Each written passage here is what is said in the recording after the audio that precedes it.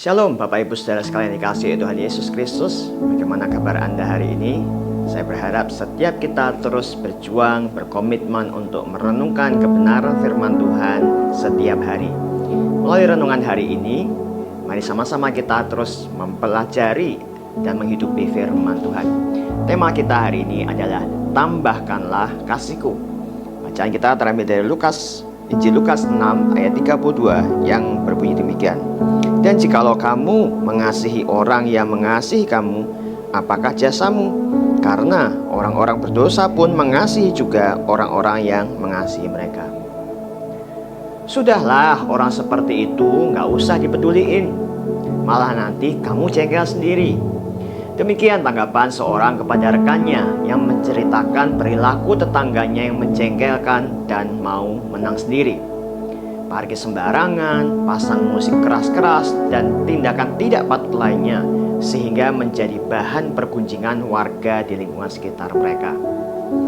Hal apa yang umumnya kita pergunjingkan dari warga di sekitar kita?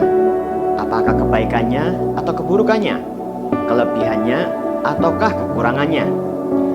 Bisa jadi dimulai dengan kabar seorang bapak di ujung gang sana yang terpapar COVID barangkali, atau berlanjut membahas kondisi ekonomi keluarga A yang berkekurangan, merembet ke keluarga di sebelahnya yang sering bertengkar, dan lain sebagainya.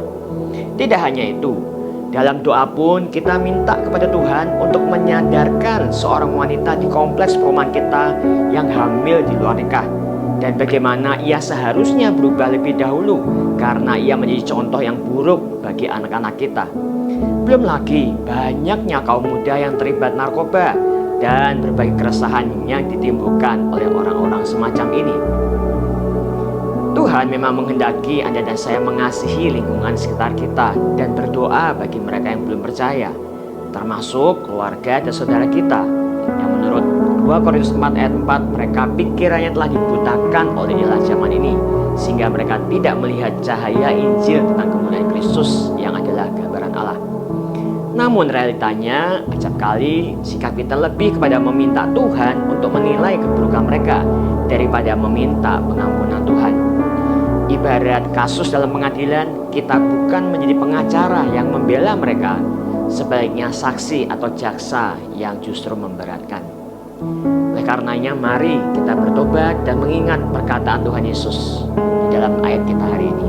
Dan jikalau kamu mengasihi orang yang mengasihi kamu, apakah jasamu? Karena orang-orang berdosa pun mengasihi juga orang-orang yang mengasihi mereka. Mintalah Tuhan menambahkan kasih kita, sehingga setiap kali kita membicarakan, mendoakan, bahkan menjumpai mereka, kita tidak mengungkapkan keburukan dan menghakimi mereka. Sebaliknya kita berdoa mewakili mereka untuk meminta pengampunan Tuhan, bahkan menjawab secara konkret apa yang menjadi pergumulan mereka, sehingga mereka dapat lebih melihat kasih Tuhan melalui hidup kita. Amin.